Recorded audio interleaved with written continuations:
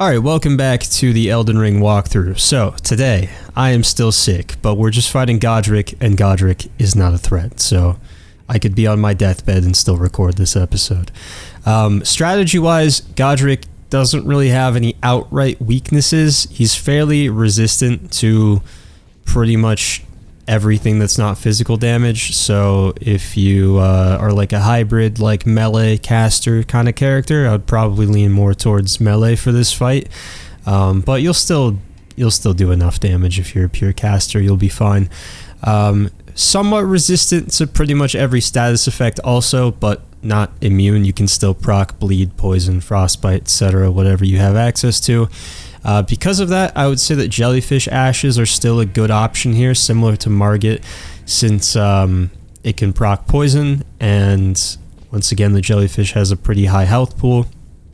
Also, don't quote me on this, it's been a really long time since I tried it, but I think the jellyfish, since they float off the ground, are actually immune to this boss's like shockwave attack, which covers a decently large area, but especially in the second phase of the fight, he has a very, very large shockwave that he can send out, and that's gonna do some serious damage to most summons. But I think the jellyfish might be able to float over it. Not 100% sure, but I think so. You should try it out.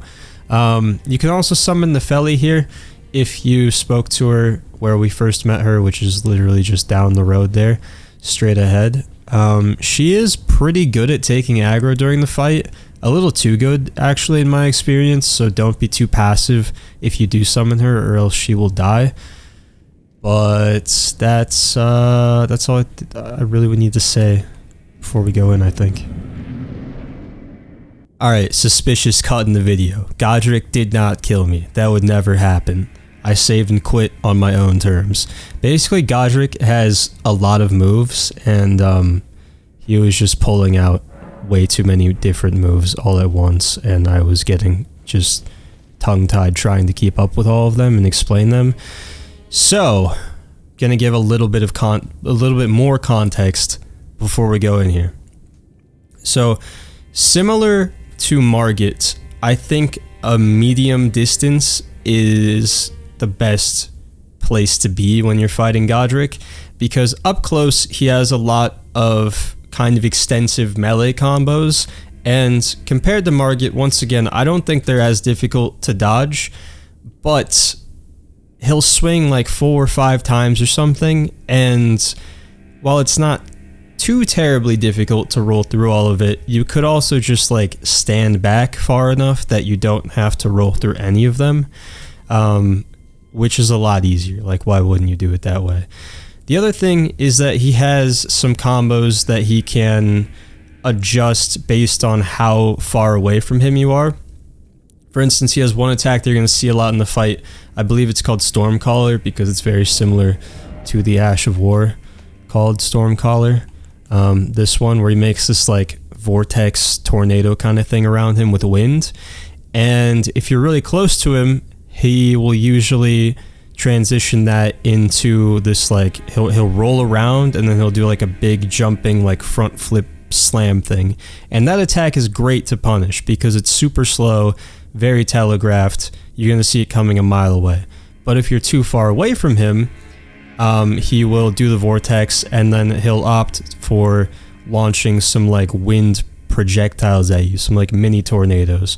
They're not terribly difficult to dodge, but since you're far away, you can't really get a counterattack out of it, so it's better to be closer. But once again, if you're too close, sometimes you get caught up in his combos when you don't really need to. So we're going to opt for a very similar strategy we did with Margit, where we sort of stay at mid-range and just bait out attacks that we recognize that are good opportunities to punish, that are just really slow, really telegraphed, that he doesn't usually combo into something else, and then we go in for attacks. And because we're doing sort of a hit-and-run strategy like that, you definitely want to go for some charged heavy attacks, some jumping attacks, and just try to maximize the amount of damage you get when you go in. I guess unless you're going for like status effects procs, then you want to just hit him as many times as you can with light attacks probably when you go in. So let's try this again, and hopefully he doesn't hit me with too many mix-ups here.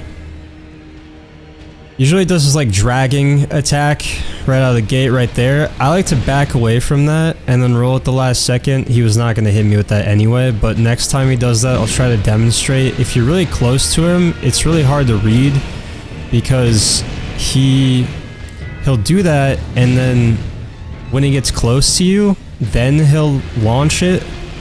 So it's like very delayed. So if you're really close to him like that, I feel like the timing is just much more difficult to figure out. Here's that rolling slam I was talking about. Great opportunity for a punish.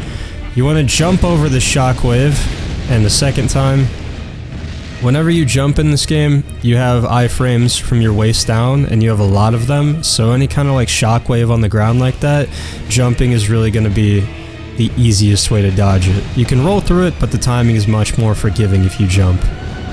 Now this one, since I'm far away, he might go for launching those projectiles like I was saying. You want to roll into the direction that he launched them from.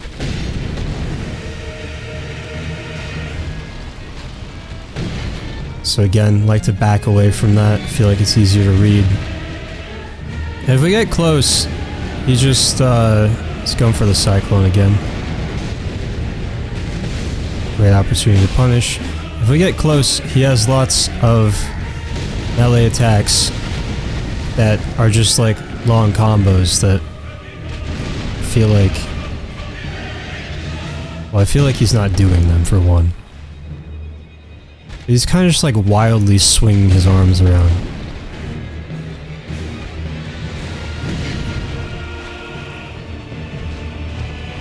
Since I'm backing up, he's basically just like swinging twice and then not following it up with more attacks, but if you do stay really close to him, as you can see, he keeps comboing them. So, and there's just like super wild swings that kind of wrap around behind him. I think it's just generally easier to stay away and prevent him from using those combos and just keep waiting for huge, slow attacks that... Okay, this one, he holds the axe in front of him. You want to just run away. You're just going to do this wild 5-hit combo that covers a ton of ground.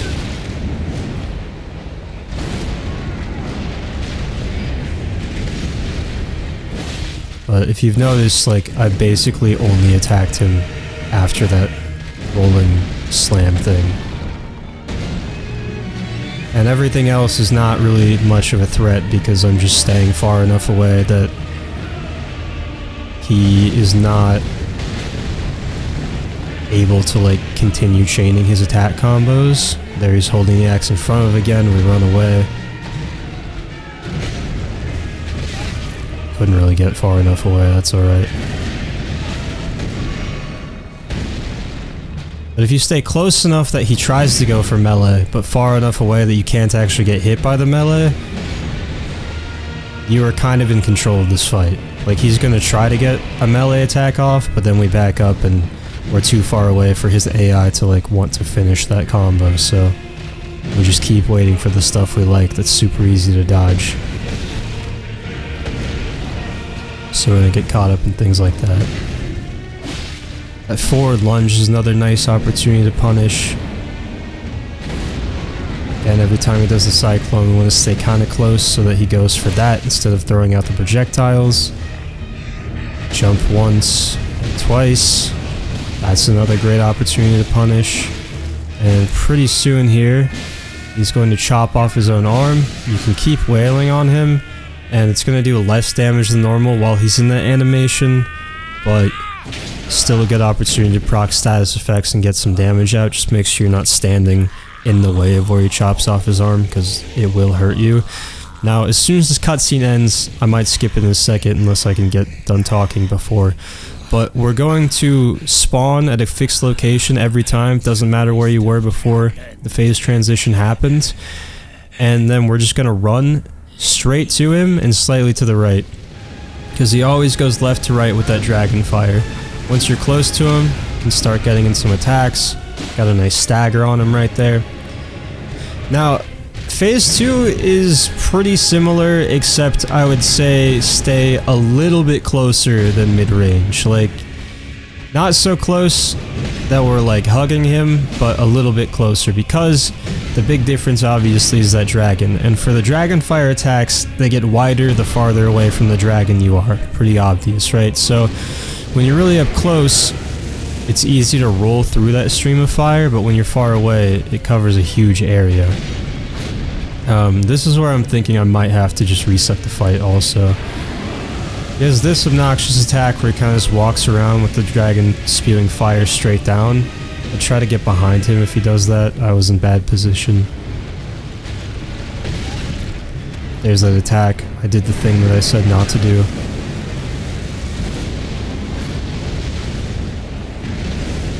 Where I didn't back away from it. Harder to read the timing. I don't know, I'm just gonna play around with him for a second here, see if he does more of the attacks that I want to show off.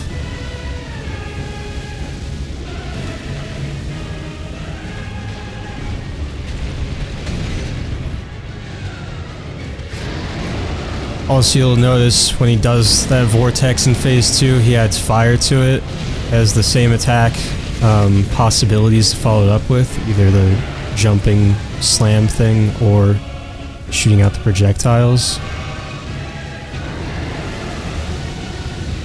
You really don't want to be too far away from him during this phase, because as you can see, the fire is just going to like prevent you from doing anything.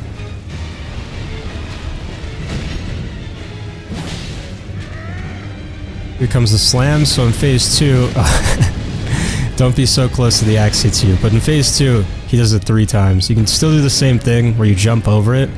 And I forgot to mention, but you can also get a jumping attack after your final jump. So you're really close to him and jumping anyway. Might as well get that extra damage in.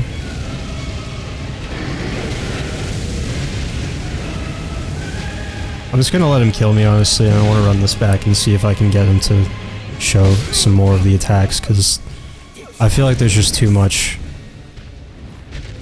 to do it all in one go. He does the thing I want him to do, and then by the time I'm done explaining that, he's done like 3 other things that I want to talk about, so I just want to like run through the fight again and keep explaining these things.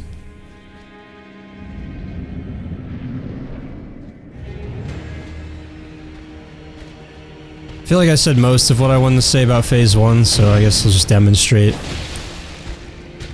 how to take advantage of these attacks. Anytime he just does his slashing combos, I'm just going to back out, jump once, twice, get a jumping attack after that, punish. He has a long cooldown. Stay close after the vortex to incentivize him to do the slam instead of the projectiles. Another great opportunity to punish. Make sure you're not standing so close that the axe hits you when he slams.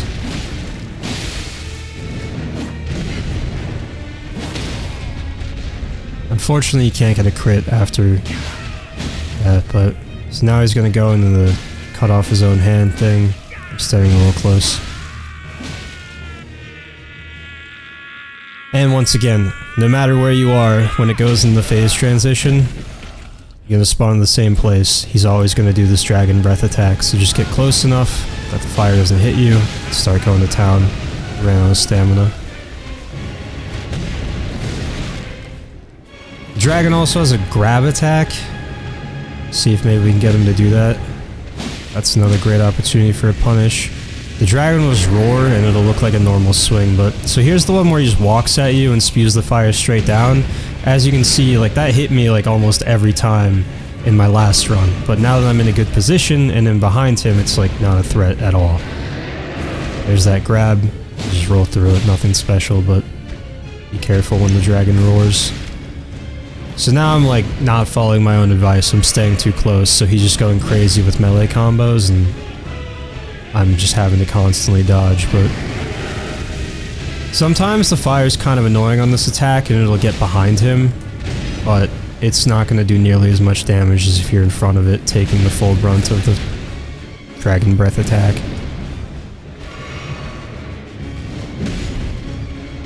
Also, when he does the walk around spewing fire straight down, another great opportunity to punish him since you're behind him. Oh, here's a great one. So, I kind of intentionally stood in the wrong spot there, but when he does that thing where he drags the dragon around and then shoots fire straight up, all those little meteors are gonna fall down, right? Those are going to all land at like a medium range right where I was standing. So that one, the main thing you want to do is just not be indecisive. Either want to stay really close to him or get super far away, because they'll always land like, I don't know, 20 feet away from him or something. Get behind him while he's doing that. Get a couple shots off. I'm trying to think if there's anything else you can do that's really noteworthy. But main point here is far away, you're gonna have to deal with all the fire. Close up, you gotta deal with his melee attacks, so just kind of try to stay in the middle, so if he goes to the fire, you can close the distance and be too close for the fire to be a threat, or if he goes for melee, you can just back up and be too far away for the melee to be a threat. You just want to control the pace of this fight and control what he does if possible. I think that's pretty much it for his moves. I should probably grab these runes. Up close, should be able to, if your timing's better, roll through that fire. Did not mean to attack, but as you can see, within like 10 feet of him or so, those fireballs all went behind me when he shot them straight up. But time to put an end to this. And the delayed third one. Jumping attack. Down he goes. So.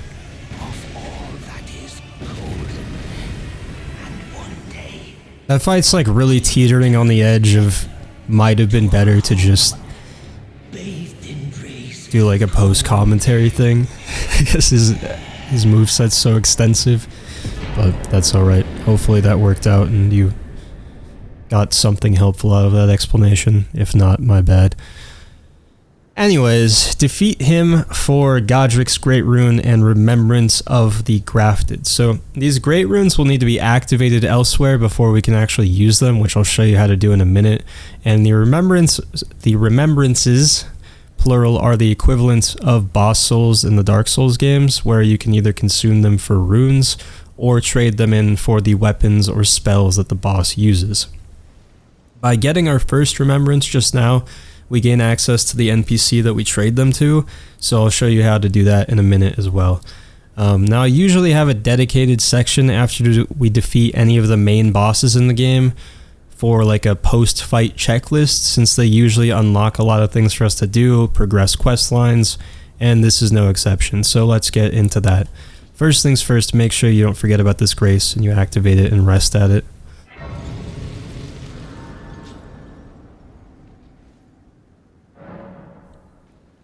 I'll probably level up as well.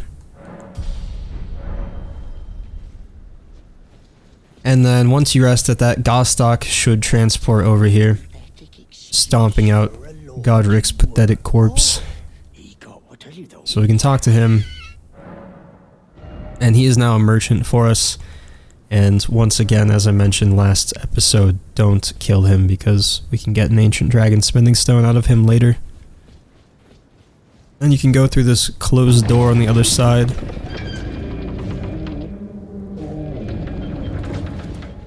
Into the Stormveil throne room. And then duck over to the left, and somewhere down here there will be an item.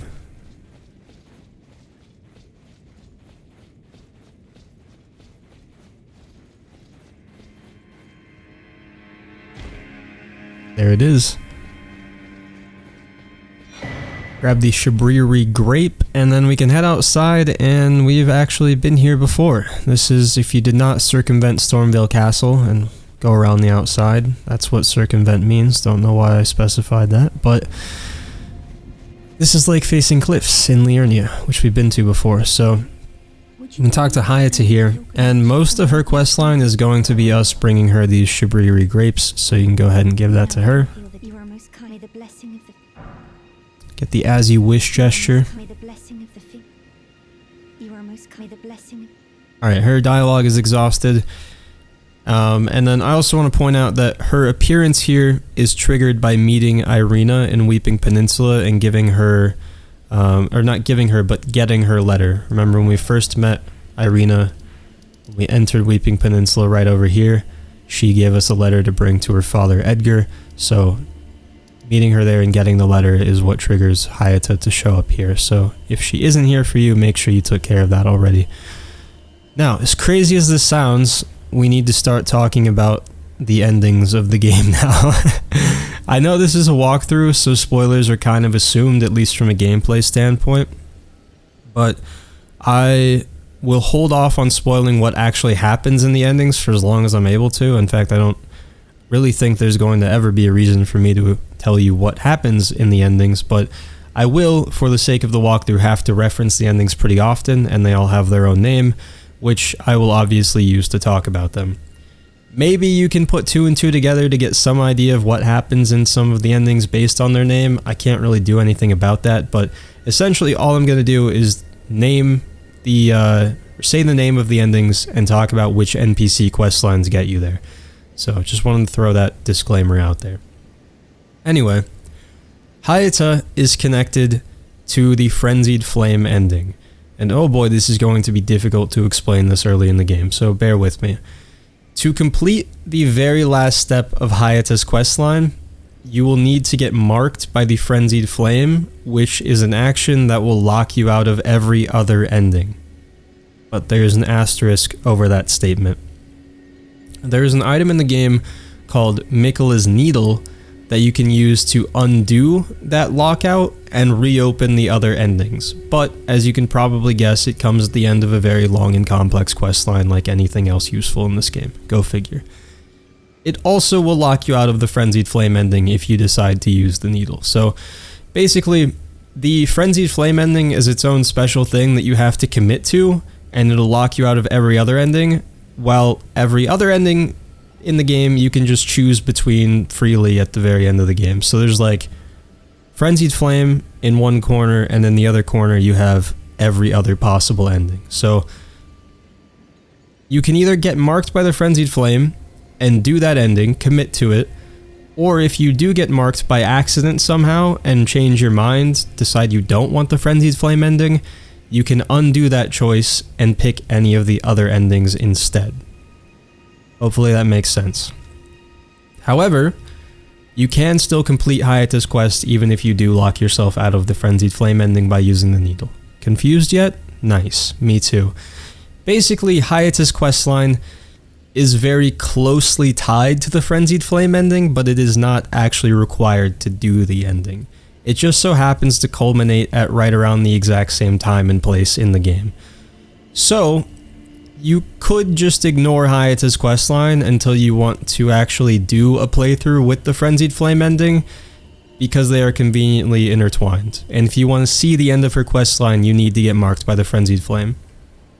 Otherwise, if you don't want to get marked at all, you can just do like 90% of her questline, but not the final step, and you still get the gist of her story and like what her character's all about, which is what we're going to do in the walkthrough. Like I said, you can technically finish her questline and still do any of the other endings. It's just needlessly complicated because you have to get marked by the Frenzied Flame to finish her questline, and then you'll have to undo it to regain access to the other endings. You'll need to get Miquella's Needle, and the needle is just sort of a failsafe so that you don't get stuck committing to an ending you don't want by accident. So if you know you're not going for the Frenzied Flame ending to begin with, it would be a little silly to intentionally lock yourself into it just so you can use the needle to get out of it, right? Especially considering how much effort it takes to get the needle. As I said at the beginning of this walkthrough though, I'm going to set up every ending so you can follow along with this walkthrough no matter what ending you decide to go for, and that includes the long questline for Miquella's Needle. I got you covered with that.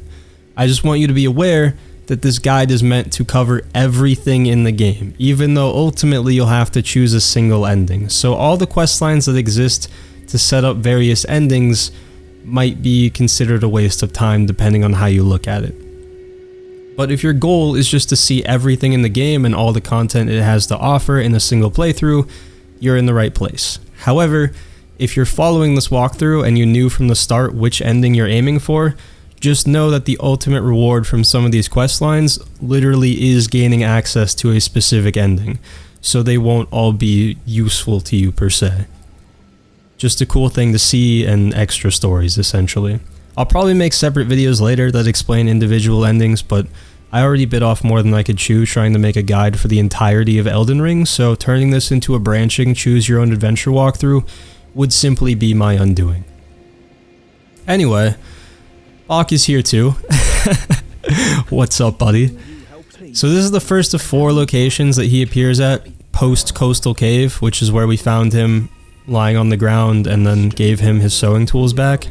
So you can talk to him, and this kind of unlocks his purpose as an NPC, which is to alter your garments, which we can do by ourselves, but for some reason when we do it ourselves we have to pay for it, and when we have him do it, it's free. Seems a little backwards, but it's Bach, so I'm not going to question it. We like Bach. But really what that means when you alter things is if it has a cape, it gets rid of the cape, basically.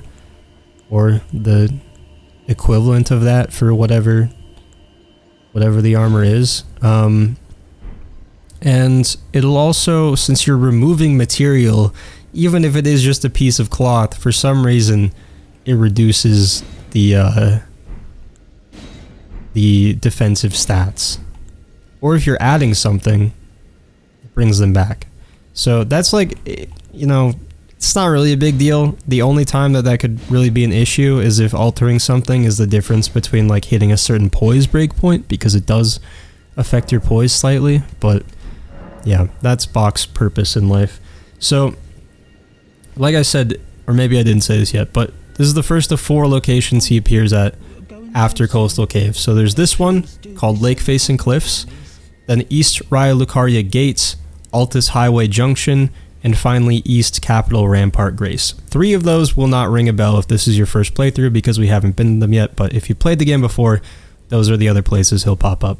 Now to progress his questline from this point, you have to give him something called the Golden Sewing Needle, which is located at the Church of Vows in Liurnia, which is the region that we're about to start, and I think we'll grab that next episode probably, if not, surely the one after that. My plan is to do a similar thing I did with Limgrave, where we kind of like run a route around the perimeter of it and grab some helpful things before we like really get into the meat of it. So, and that's very much on the outskirts of Liurnia. So plan on getting that soon.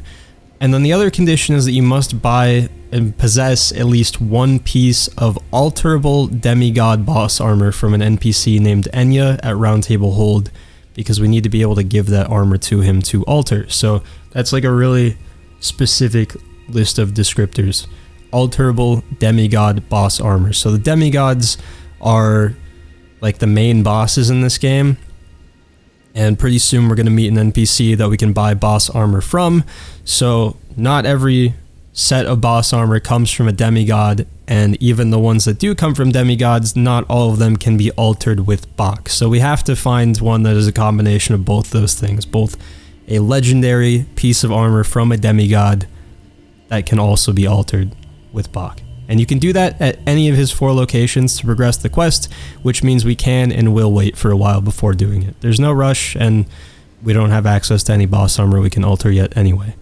Also, Enya, the NPC I just mentioned, for the record, is the person that we bring remembrances to that I just said a second ago that we would meet soon. So let's go do that.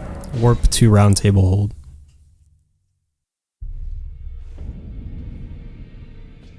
So first of all, real quick, we can run over here and speak to Nefeli.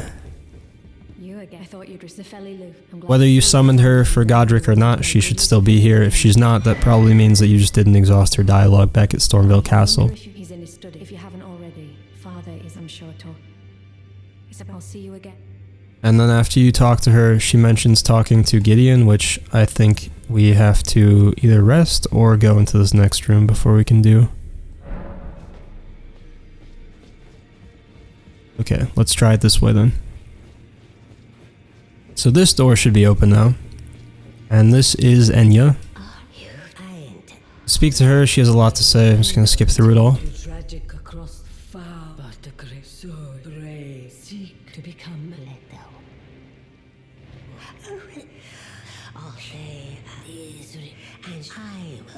to think. So you can ask her about great runes. I don't know if this is necessary, but like I've said a million times already, rule of thumb with any NPC, if they have dialogue, if you can talk to them about something, just do it. Alright, so like I said, we don't have access to any boss armor that we can buy from her yet. Otherwise, there would be an option here to purchase boss armor, but we can receive power from Remembrance. We got the Remembrance of the Grafted from Godric, who we just killed, and you can see down here, we can trade that in for either his axe or the Grafted Dragon. So you can kind of get a description of its skill if you switch to this menu. You can see the unique skill at the bottom. I command the kneel or bear witness, and that'll tell you what the weapon really does. So and you can kind of, you know, it's probably not going to be one-to-one exactly every time of what the boss does, but you can figure out which attack the boss had that this skill is based off of pretty easily. And this one is free, except, well, it costs 1 remembrance, I guess. And then the dragon you need to also pay 2,000 runes for. So if you choose one of these rewards, it will consume the remembrance, so you'll have to pick one or the other. However, you can duplicate remembrances by taking them to wandering mausoleums. You can only duplicate 1 remembrance per mausoleum. There are 15 unique remembrances in the game currently. I'm saying this before the DLC comes out. 15 in the game. And there are also currently only 7 wandering mausoleums, which means you have to pick and choose which ones you want to duplicate. You cannot get them all in one playthrough. I don't know how the DLC will handle this in the future, if they'll add more remembrances and more mausoleums, or if you'll just have to be more picky with which ones you duplicate. Honestly, who knows? I'm sure someone will leave a comment on this video in the future once the DLC comes out, and we will know for sure. I'm going to warp to the isolated merchant shack real quick. So, this is Elden Ring, of course, and if you thought, man, that duplication thing just sounds too simple, I'm surprised it isn't even more complicated for absolutely no reason. Have I got news for you? It is more complicated. So 5 of these wandering mausoleums have bells, and 2 don't. For some unfathomable reason, the ones without bells will not duplicate remembrances from shard bearers. Shard bearers are bosses that give you a great rune when you kill them, like Godric, for example, that we just killed. So if you want to duplicate a remembrance from a boss that does not give you a great rune, take it to one of the mausoleums that does not have a bell before you waste one of the ones with a bell, since you'll need a bell if you ever want to duplicate a shard bearer's remembrance. And what you actually duplicate at these things is you just need to come over their feet, and there's all these little skull barnacle things. Torrent is not helping with this. You just want to start breaking these and not get stepped on in the process. You don't have to get all of them.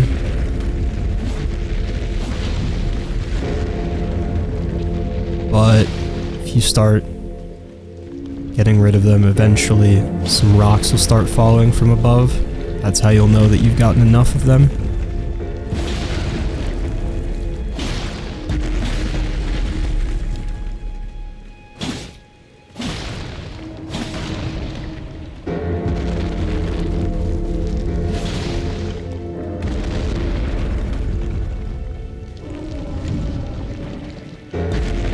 Not quite.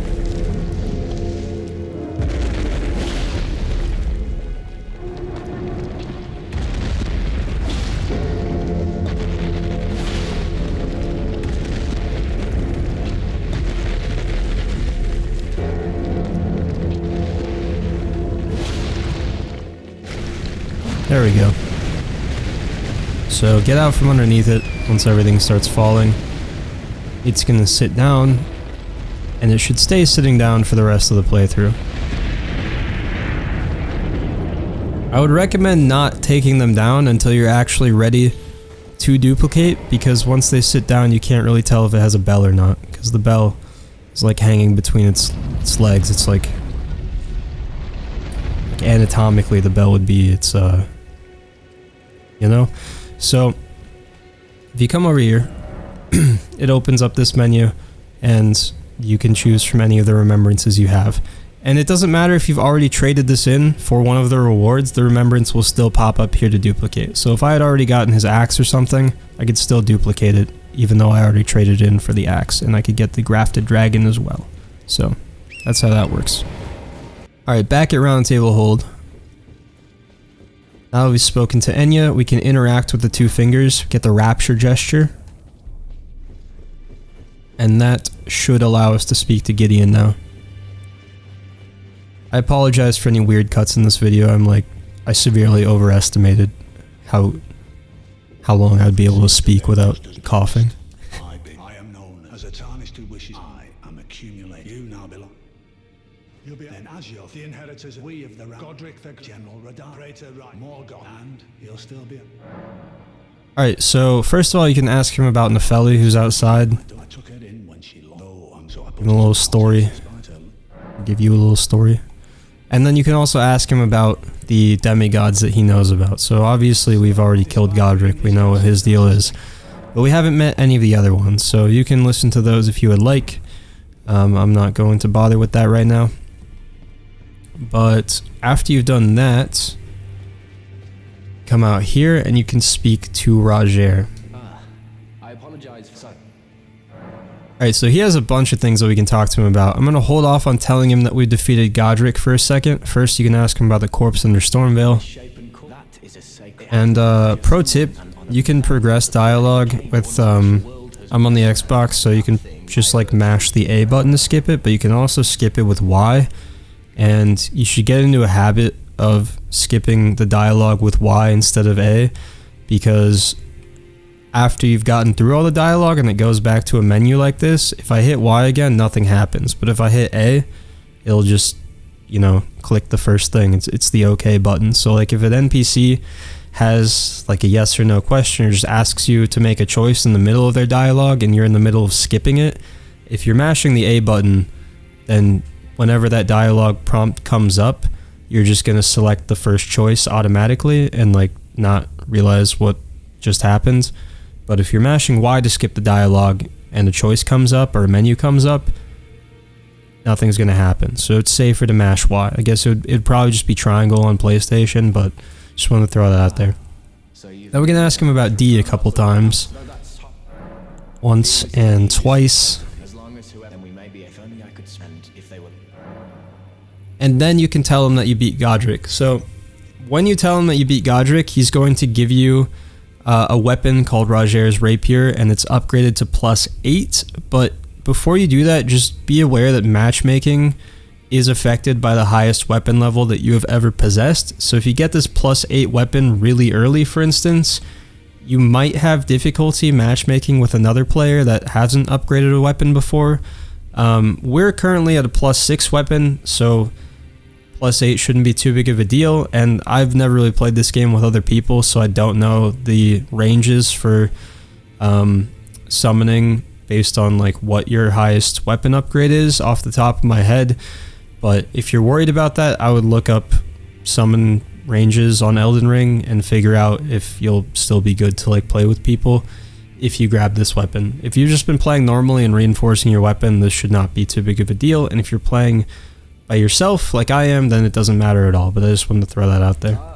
You defeated God. Well done. Something to mark. There we go. And you can also buy those Ashes of War from him still while he's sitting here that he was offering back when we found him at Stormvale Castle.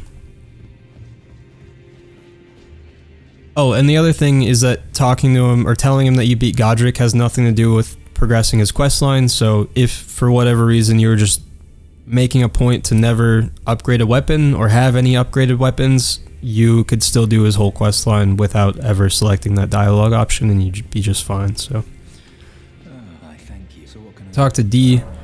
If you haven't gone and visited Godric at Bestial Sanctum yet and given him the death root and all that, then D will just like comment on you that you should go meet Godric first, so make sure you do that, otherwise you won't have the option for this dialogue.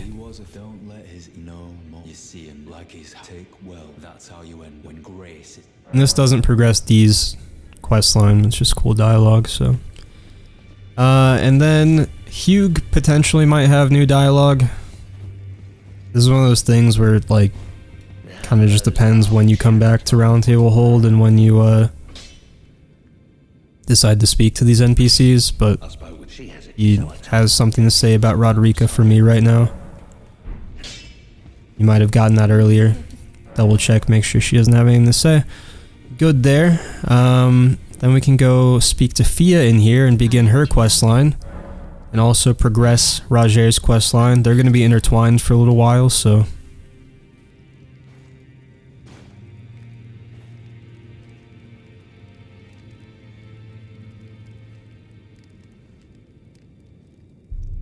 You are so... And she gives us a Baldachin's blessing every time we are held by her, so choose that talk in secret option, and just don't forget about the blessing when you walk away, otherwise you'll just have a permanent minus 5% health debuff. Along with these grand, but dear, in truth about the black, but it perhaps...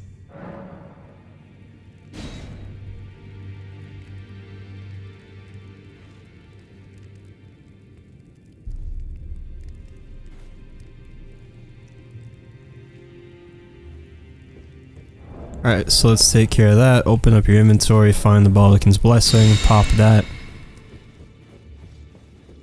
And then downstairs next to Hugh, you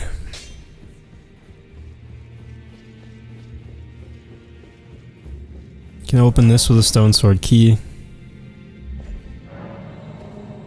Got a few of them stockpiled now, so we can burn a couple. And that for a crossbow and some bolts, and then we can open this one as well. That one takes 2. And we get the Assassin's Prayer Book. So once again, with prayer books and with spell scrolls, if you're not going to buy what's in them right away, if you don't need them imperatively, then you should save them for the NPC in Liurnia that we should also meet in the next episode, I believe. So not too much longer to wait for that. I want to double check Rajer real quick. Okay, so once we progress Fia's questline a little bit more, he'll have some more dialogue, but I wasn't sure if it was triggered just by getting the map that she gave us then. Now at this point, you should be strong enough to deal with this invader down here. If not, it's no problem. I can't remember if we can even get through here. Yes, okay, this is open. Grab the Cypher Pata over there, and then we'll go over here and deal with this guy. Once again, if you can't kill him, and you're just getting farmed and stuck, go die over here next to this wall, or this doorway as close as possible, and you can get your runes from the other side. But I'm gonna give this a shot.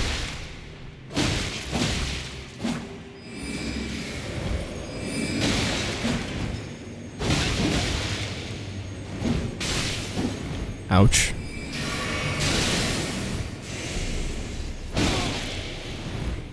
It's quick. So we can only heal once, which means no more.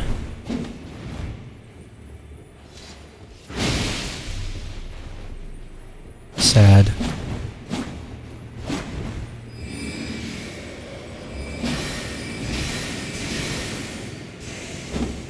You can honestly dodge those projectiles by just strafing to the side. You don't even have to roll. As long as you're not right in front. Down they go.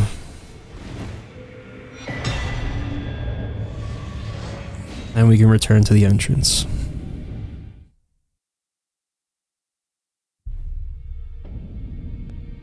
Alright, so now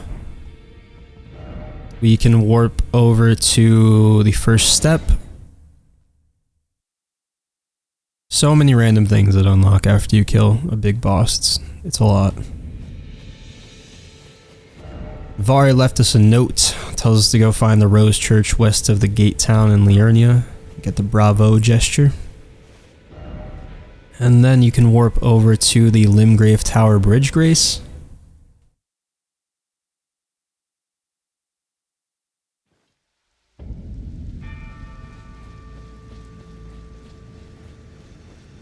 Upstairs we can find the Bolt Drake Talisman. It's going to increase our lightning damage negation. And then for this next part, there's going to be 3 golems to deal with. Up to you whether or not you want to fight them. They all hurt each other when they swing. Lots of collateral damage, but there's going to be one way in the back shooting arrows. It's a little bit harder to keep track of. But they will stagger each other very quickly, and the crits you get on these guys should pretty much make it that if you can get the crit even once, it should just kill them outright, honestly, so. So if you can, try to get the archer to shoot them. Goes down. Try to get this crit on their chest. Down he goes. I'm gonna do the same thing over here, just try to get the archer to shoot him in the back.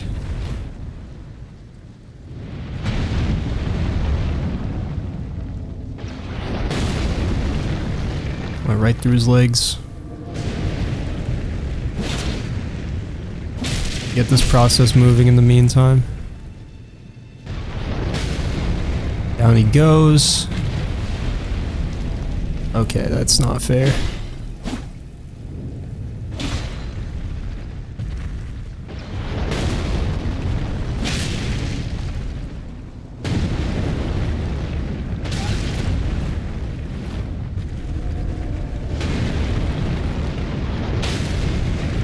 That's better. Don't you dare sink through the floor again.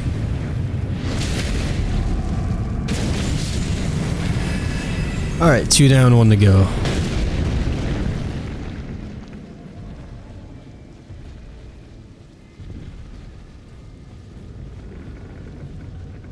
Use this to block the arrow.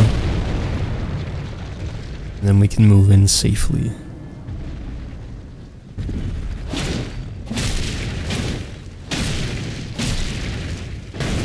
This little broken bit of the bridge right in front of where I'm facing, right there.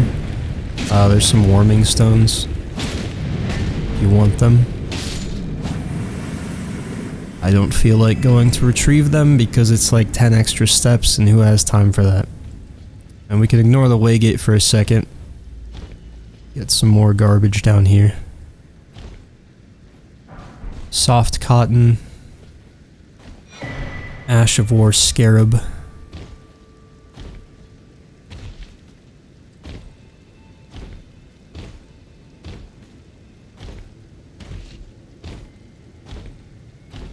Just mountain goat our way back to the top.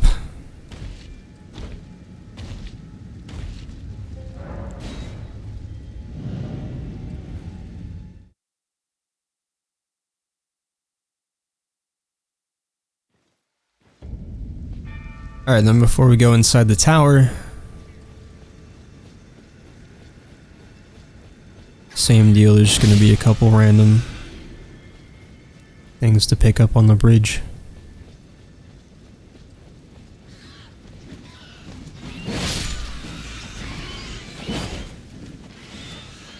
Where have you gone? Alright, silver pickled foulfoot, and then at the end of the bridge on the right, there's a few stormhawk feathers you can grab as well, but I just don't feel like it.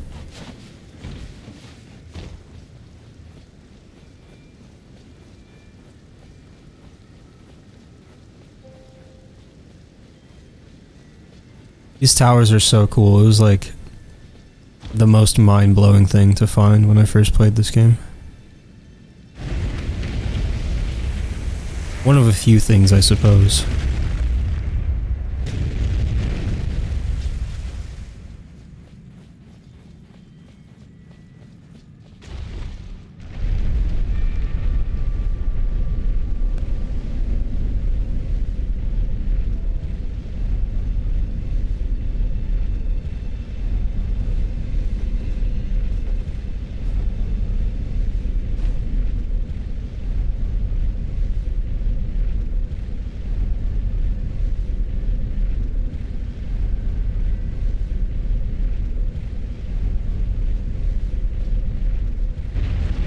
Alright, then once you reach the top, Activate the grace. Enjoy the insane view.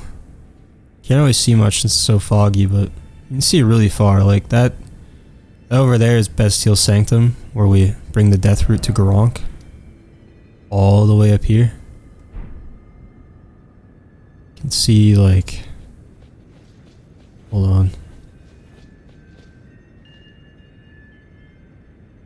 That's Redmane Castle we haven't been to yet.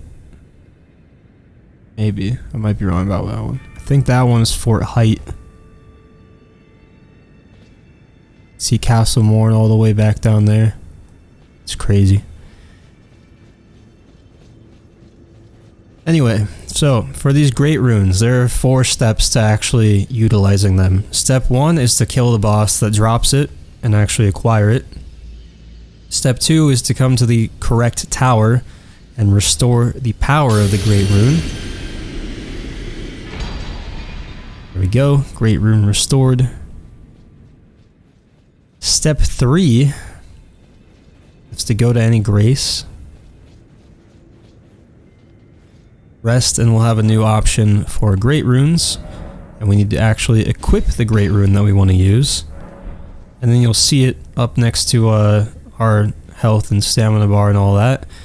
And then step 4 to actually use it or get the benefits from it is to consume an item called a rune arc, which is going to activate the rune. So even though we collected the great rune from Godric, restored its power at this tower, and equipped it, it's still not actually doing anything for us. So we need to use a rune arc, which we don't have. There's going to be lots of them throughout the game, but there's really like none in the beginning areas of the game. If you've been co-oping or invading people, you might have them. That's like the best way to get them early game, is help put your summon sign down and help the host of the world defeat a boss. That'll get you a rune arc.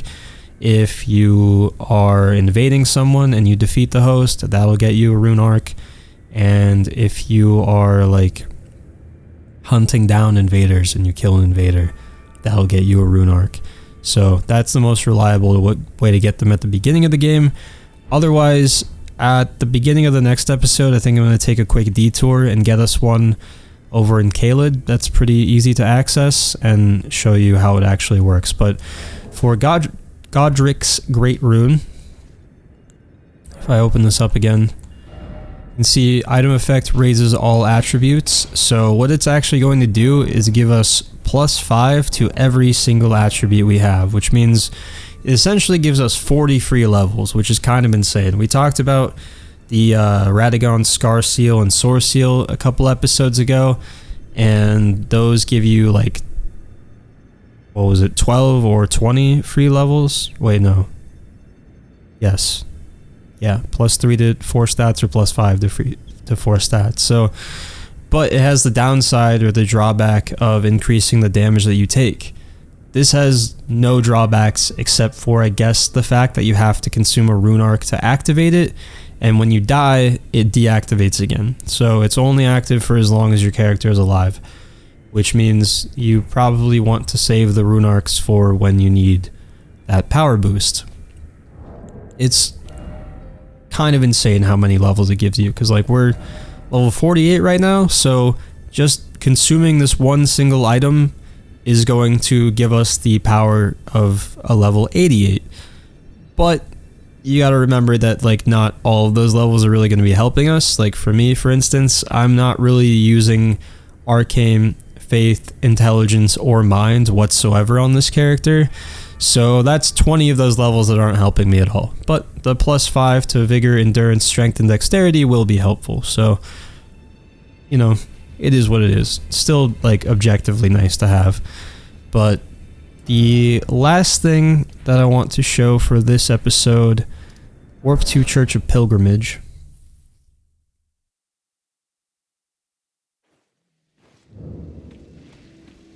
And if you run out back here, we got, I like to just show these paintings because I just like think it's cool that you can find the spot in game, but you see a like coastline down the bottom left, Stormvale Castle and the Chapel of Anticipation up in the background, little waterfall off to the right. And even though it's very foggy right now, see that same scene here. And there's the painter.